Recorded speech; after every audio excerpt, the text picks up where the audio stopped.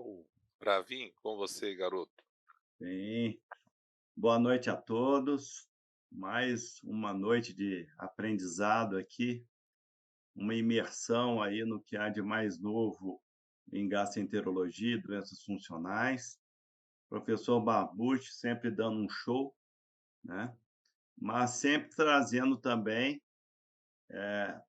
algumas dezenas de pulgas que ficam atrás da nossa orelha, né? E a gente sabe que, no fundo, a gente sempre deve personalizar a abordagem dos pacientes com doenças funcionais, né? Na condição hoje de moderador, eu, na verdade, apesar de ter várias perguntas aqui, né, eu vou passar a, a palavra para o professor Alexandre Buzait, nosso amigo, e que é um médico assim de grande experiência aí na área de gastroenterologia, e que eu gostaria que você iniciasse as suas considerações. Boa noite, professor. Boa noite, Bravin. Boa noite, Brasil. Que noite maravilhosa do NAFAD com o professor Barbucci. Me senti em Copenhague. Eu acho que hoje o Barbucci é o nosso Douglas Drossman do Brasil, porque realmente o que ele trouxe, o que ele traz de conhecimentos para a gente é uma coisa que, cada palestra que eu acompanho, eu sinto que eu consigo crescer mais com o professor Barbucci. E ele muito nos ensina, graças a Deus. Barbucci, eu acho que a gente tem que trazer alguns conceitos para realmente descomplicar o conceito da doença síndrome do intestino irritável. E para se descomplicar, eu queria que você pudesse trazer algumas considerações quanto à associação de algumas cepas, tipo o Bifidobacterium longo, com lactobacillus helvéticos, por tratamento com 12 semanas, para você tentar suprimir a hipersensibilidade visceral. Eu gostaria que você dê as tuas considerações do nosso mundo real. 12 semanas continua, 12 semanas não deu certo, para. E o que você acha dessa associação?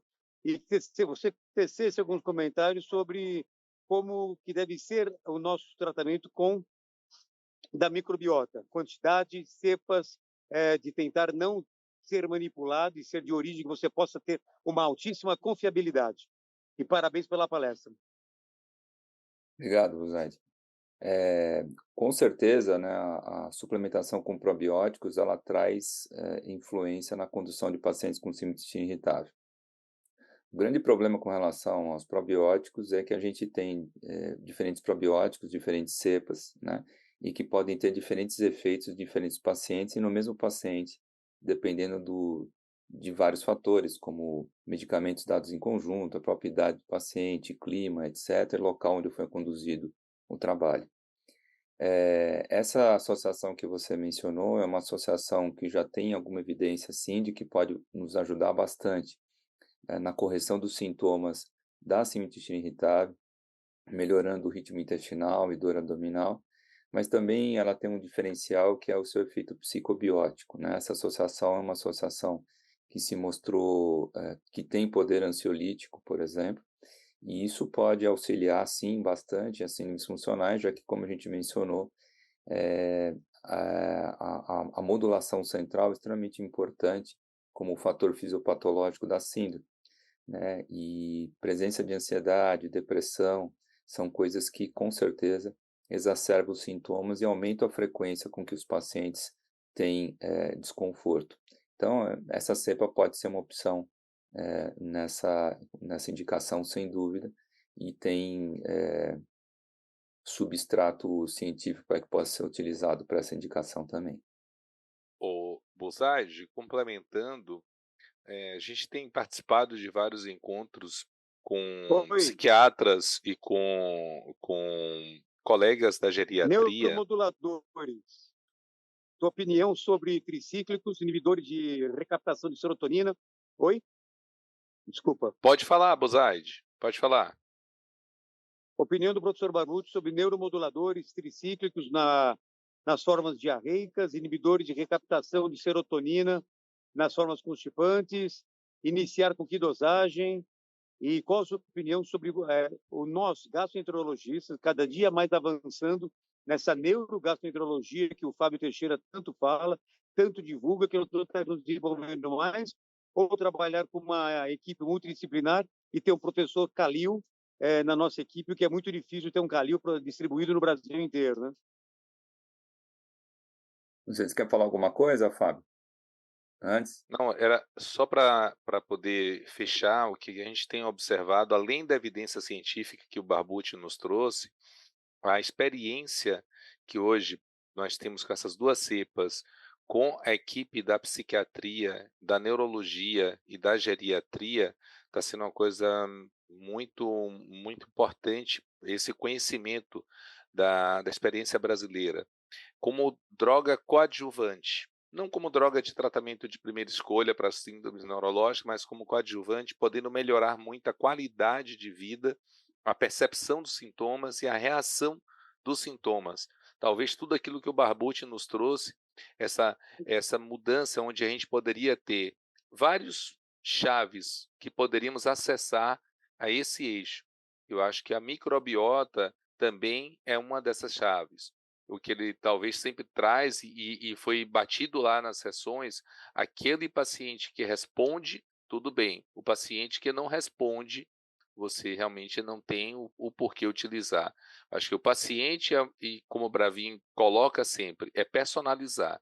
Você vai fazer aquela observação para esse paciente que tem essa lacuna sintomática. Se o paciente responde, realmente é uma possibilidade para uma manutenção. Agora, Barbucci, fale um pouquinho. A gente ouviu lá algumas palestras sobre neuromoduladores. O que você passa a ter de observação? Isso que o Buzaid trouxe para a gente.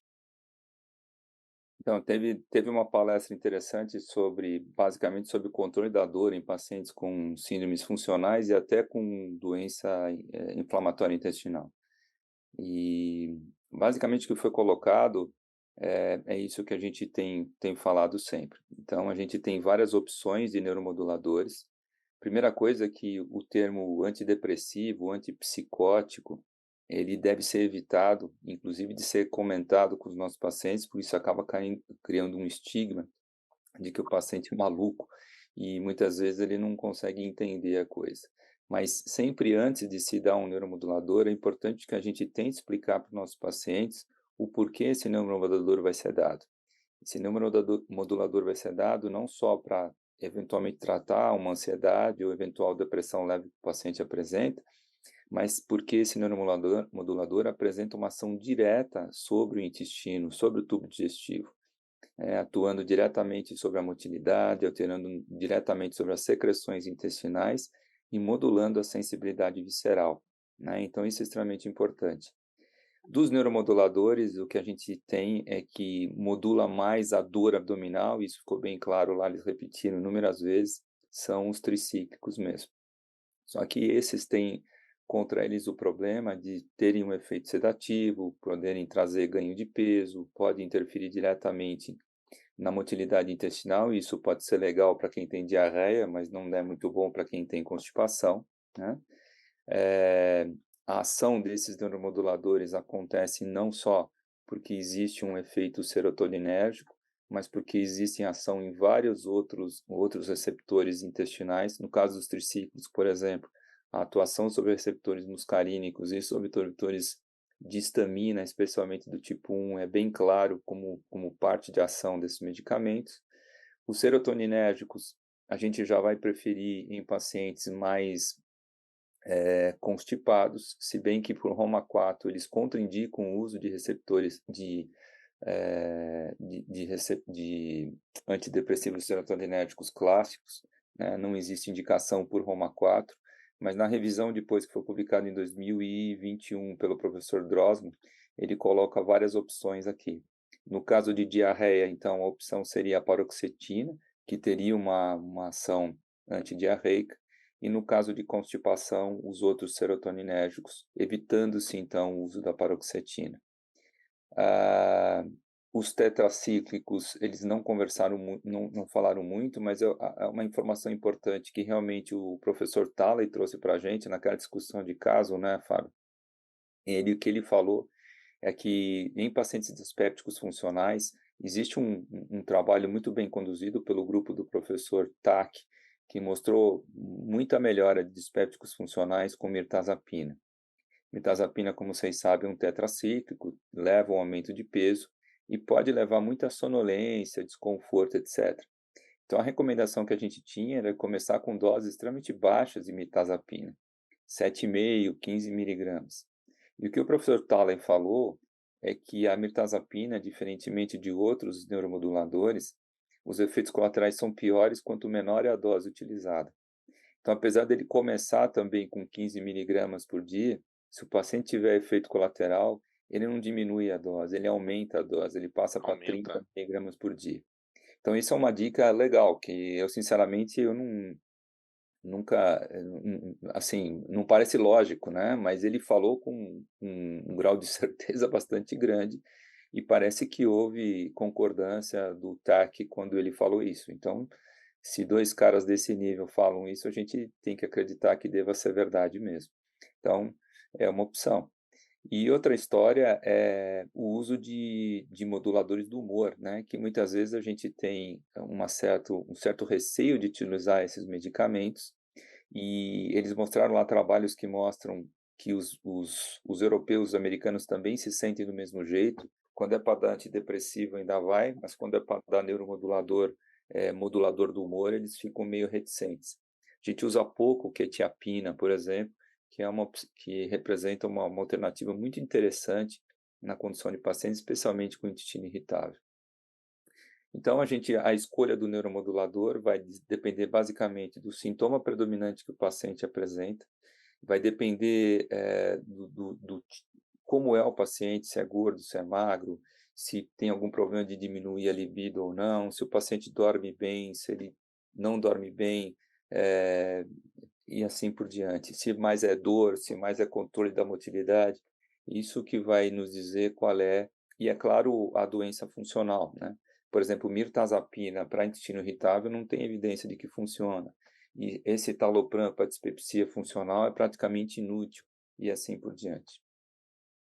E é interessante isso que o Barbucci colocou, a mirtazapina para aquela paciente que está perdendo peso, numa dispepsia funcional, com síndrome de vômitos cíclicos, paciente que entra num ciclo de vômitos, um paciente que entra em náuseas, muitas vezes intoleráveis, a mirtazapina, eles mostraram lá que tem essa eficácia e que a gente pode ter segurança em aumento da dose.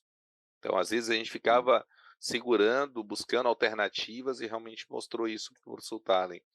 É, Eu acho que esse resumo que o Barbucci trouxe para a gente, Buzaide, mostra principalmente que nós vamos personalizar cada paciente. Vamos ter ideia, a percepção que o paciente tem do sintoma, a interpretação que esse paciente está dando àquele sintoma, o momento de vida e a reação que esse paciente dá ao sintoma, se é uma reação de medo, se é uma reação de hipersensibilidade, de queda do humor, o quanto que isso está afetando na sua vida, na sua arquitetura do sono, o quanto que está trazendo de absenteísmo e queda da estabilidade de vida e como o paciente está nesse momento se percebendo. Então, aí onde entra também o estabilizador do humor e o paciente que pode, em algum momento como esse, desencadear fugas, começar a ter compulsões alimentares, e a gente precisa controlar isso daí. Paciente, o Mirta trabalha, o Micael trabalha com obesidade, sabe o quanto que esse paciente que trabalha com um estado de hiperansiedade, hipersensibilidade, busca fugas. E a fuga, muitas vezes, é a alimentação e entra numa síndrome cíclica da compulsão alimentar. Então, nós precisamos dominar a neurogastroenterologia. Para vir? só complementando e reforçando o que o professor Barbucci falou em relação à mirtazapina, eu tenho um irmão que é clínico de dor, e essa observação de menos efeito colateral com doses maiores já foi observada há muito tempo. E ele sempre me falava isso, meu irmão sempre colocava isso, e é uma observação interessante. Agora, me chamou a atenção esse posicionamento da Associação Americana de Gastroenterologia em relação ao vômito cíclico, que ele não colocou a mirtazapina, assim, como primeira escolha, sabe. Isso aí me chamou a atenção e, classicamente, eles respondem muito bem, né. Eu Para vômito ciclo, a primeira opção é tricíclico, sim, tá? sim, é E isso mesmo. depois, na verdade, o que se usa mais é anti-enxaquecoso. É. Esse é Sim, o então, Com enzima. Eles sim, colocaram com lá. enzima, sim, isso mesmo. né. Vamos seguir adiante, para a gente dar oportunidade para a plateia, chamar a professora Eltia, antes de passar para o professor Micael. Por favor, Eltia, o que é que tem aí da plateia aí para gente? Boa noite a todos. Um prazer estar aqui participando desse circuito. Parabéns, doutor Barbucci, uma excelente apresentação, trazendo aí algumas novidades, algumas coisas que a gente já imaginava também a respeito aí das doenças funcionais. Só falar aqui, o professor Geoffrey também reforça a questão da mirtazapina, que em dose maior dá menos sono por ativar outros receptores que em dose menor não atua, como a gente já estava falando aí, né? E já tinham perguntado realmente sobre neuromoduladores, e uma outra que a Agatha está pedindo para repetir as cepas que foram faladas aí pelo professor Buzaide, para saber quais eram essas cepas.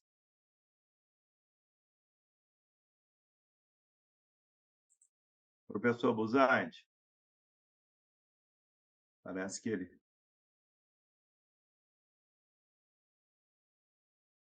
parece estar Tá no com Tá mudo, som. sem Buzaide. áudio. Ele falou é o Lactobacillus helveticus O Barbucci falou da R52. cepa da Akkermansia e dessa associação do bífido bactério longo com o helvético. Eu acho que o que o Fábio mesmo acabou comentando, que essa associação é muito boa e, na minha experiência, eu uso por 12 a 16 semanas. Eu estou obtendo um bom efeito com tudo isso. Se não der efeito, eu suspendo automaticamente e vamos tentar ver outras cepas, outra quantidade de cepas, e cepas sempre de qualidades, provenientes de um bom local. O professor Barbucci já deu várias aulas sobre a proveniência dessas cepas, a qualidade dessas cepas, a quantidade dessas cepas, e delas serem realizadas com uma boa procedência e não de manipulação. Então, acho que nós temos muita coisa que aprender, muita coisa que desenvolver e muita coisa que melhorar a qualidade de vida do paciente. Porque eu acho que esse mal-estar, essa distensão, essa formação de flatulência, aumento da cintura abdominal, dá uma qualidade de vida péssima ao nosso paciente e tem que ter uma relação médico-paciente muito grande. Porque hoje eu tive 2 casos de pacientes que vieram com enterotomo, enteroressonância, colonoscopias de 10 colonoscopias anteriores, já tinham tratado com metsalazina, com corticóide, achando que era doença inflamatória intestinal. Não era doença inflamatória intestinal, ela se incluía nos critérios de síndrome do intestino irritável, mas estava sendo tratada por outros médicos como doença inflamatória intestinal, estavam quase indicando biológico para essa paciente, pelo predomínio diarreico dela. Então, a gente tem que ter uma relação médico-paciente muito importante, muito intensa. Eu acho que o professor Barbucci pode tecer considerações maiores sobre essa relação médico-paciente, como construir isso hoje na nossa medicina de convênios, essa verticalização que vem acontecendo com a medicina, como construir esse relacionamento para que o paciente tenha certeza de que nós estamos hoje compartilhando com eles é o melhor para a qualidade de vida dos mesmos. Muito bem. Alguma consideração, professor Barbucci? Não, só para colocar direitinho o que o Buzaide falou, porque o efeito, então, normalmente a gente suplementa probióticos por um período mínimo de 30 dias, né? É o mínimo que a gente pode esperar para a gente ter algum tipo de resposta. 2 meses, 3 meses, talvez seja até melhor, mas pelo menos 30 dias é o suficiente para que a gente tenha uma ideia se o paciente está tendo alguma resposta com aquela cepa ou combinações de cepas, e não respondendo, isso não quer dizer que não vai responder a outra cepa ou outra combinações de cepas, né? Como efeito é sempre específico e pode variar muito de paciente para paciente, a não resposta a um probiótico não quer dizer que não vai responder a outros. Então, a gente pode tentar outras combinações, outros probióticos, mas sempre respeitando e tendo certeza da qualidade e da segurança da suplementação da cepa escolhida. Muito bem, vamos seguindo. Maurício, Oi?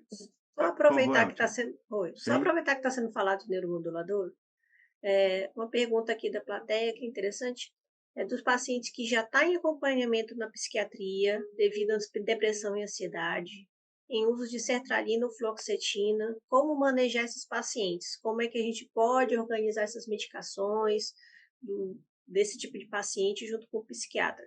Eu acho que isso é um grande desafio, né, para todos nós.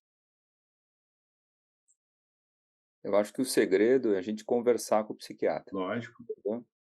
Porque às Vamos vezes o conversar. psiquiatra indica um neuromodulador que não é aquele ideal para o nosso paciente no que diz respeito ao ponto de vista gastrointestinal. Eu canso de ver Inclusive, isso. pode piorar.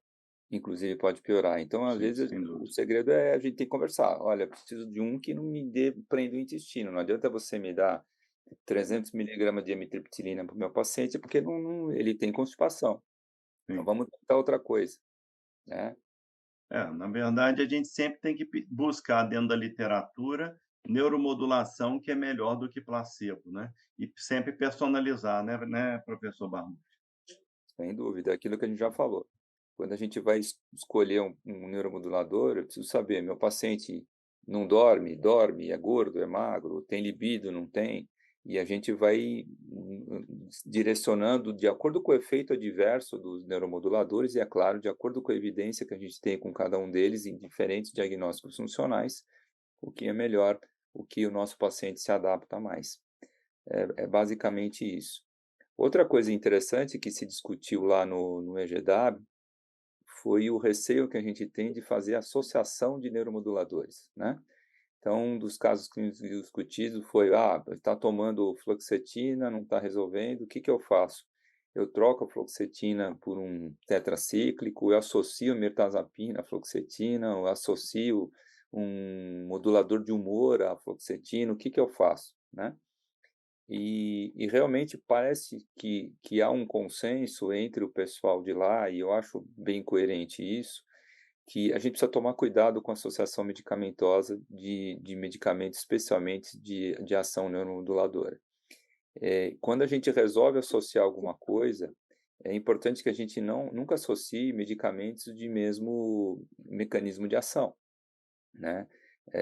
Eu não vejo muito sentido, por exemplo, de usar fluoxetina e sertralina no mesmo paciente. Ou uso um, ou uso outro, né? Mas sempre quando houver associação, é interessante que a gente converse de novo com o psiquiatra, porque se tem alguém que sabe, que não tem medo de associação de neuromodulador, é psiquiatra. E isso deixa a gente muito mais tranquilo e seguro de fazer eventuais associações. Mas quando começa a associar muita coisa, eu prefiro sempre a consulta do psiquiatra dando ok. Se a gente joga no interação medicamentosa, agora é muito comum esses sistemas de receita digital, praticamente tudo tem interação, né? E muitas vezes as interações acabam levando a complicações graves, especialmente arritmias cardíacas, por exemplo, e às vezes a gente esquece que o nosso paciente não é só intestino e estômago, ele tem coração, tem pulmão, tem tudo isso, e tem rim, tem fígado, e a gente precisa tomar cuidado para que a gente não cause mais mal do que ajude. Gostaria de O lembrar que, Bravin, Eu também.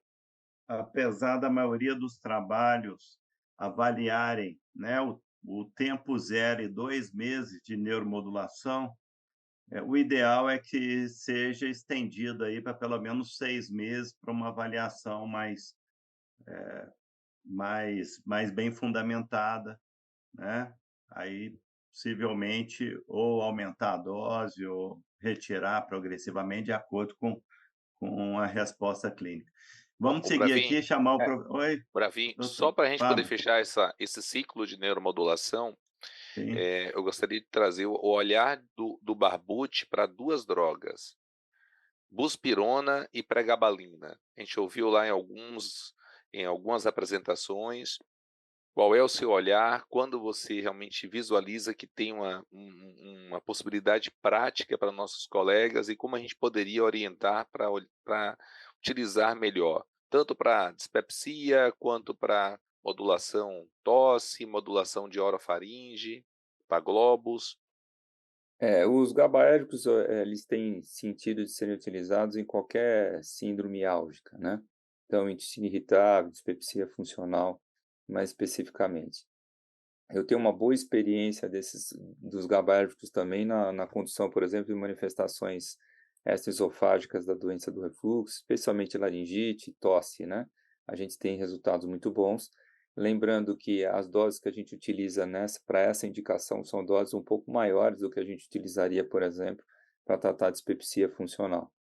Mas são medicamentos interessantes, têm uma ação analgésica, têm uma ação ansiolítica, são bons indutores do sono. Então, o paciente ideal é aquele paciente com uma ansiedade leve, que tem dificuldade para dormir, tem qualquer síndrome miálgica. Os GABAérgicos são uma opção interessante. Com relação à buspirona, a buspirona é um agonista 5-HT1A. Então, age diretamente receptores 1A da serotonina e é um importante modulador da acomodação gástrica. Então, para dispepsia, especialmente se houver suspeita de alteração de acomodação, pacientes com síndrome de desconforto pós-prandial, ou mesmo pacientes com gastroparesia documentada, eu acho que a buspirona é uma opção interessante.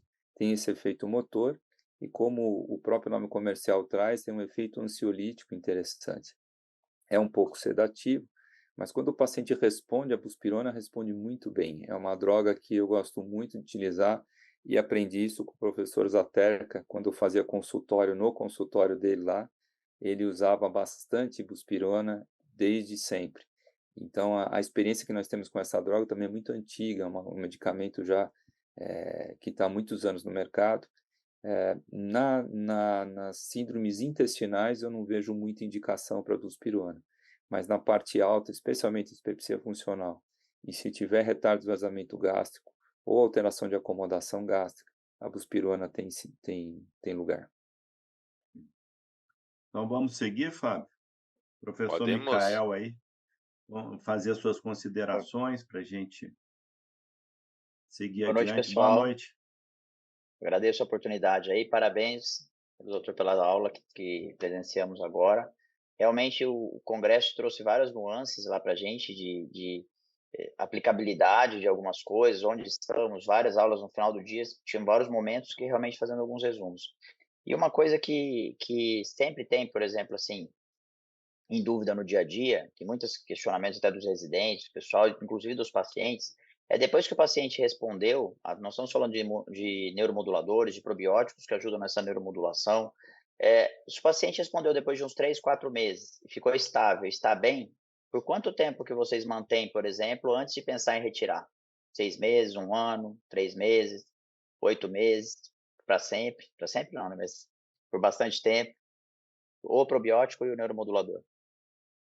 Com relação à parte de neuromodulação, o que os psiquiatras falam e que isso foi reforçado lá, o tempo mínimo de Sim, tratamento para o paciente melhorar é 6 meses, 6 tá? meses. Então não se trata depressão, não se trata ansiedade, Sim, não se faz neuromodulação com menos de 6 meses. E se o paciente estiver indo bem, pode se estender isso até 1 ano sem problema nenhum. A partir daí, a gente vai rediscutir com o paciente a real necessidade do medicamento, tentar diminuir para a mínima dose eficaz, ou eventualmente tirar o neuromodulador. Se a gente não conseguir, não há problema de se manter antidepressivo cronicamente. Inclusive, é importante que se diga, o uso crônico de antidepressivo aumenta a conexão neuronal cerebral, aumenta a produção de BDNF. Então, isso preserva a cognição, na verdade. Às vezes as pessoas têm uma falsa impressão que o uso crônico de neuromodulador pode aumentar o risco de demência ou de alterações de memória. Isso pode ser discutível com os ansiolíticos clássicos, diazepínicos, né, por exemplo. Mas com antidepressivo isso não acontece, muito pelo contrário. São medicamentos bastante seguros para serem mantidos a longo prazo se houver necessidade. Os probióticos é basicamente a mesma coisa, né? Lembrando aqui que probióticos não são medicamentos, são suplementos alimentares. Então o perfil de segurança aqui é muito maior, o grau de efeitos adversos encontrados é bastante pouco, né? Pode não funcionar, mas dificilmente piora alguma coisa. Então, uma vez a gente ajeitando uma cepa para o nosso paciente, não vejo problema de mantê-la a longo prazo. Perfeito. E aproveitando o gancho já aí, você tem alguma experiência com carbamazepina para essas alterações intestinais, para essas coisas? Carbamazepina eu tenho mais experiência para tratamento de síndromes de vômitos cíclicos, é uma alternativa, Uhum.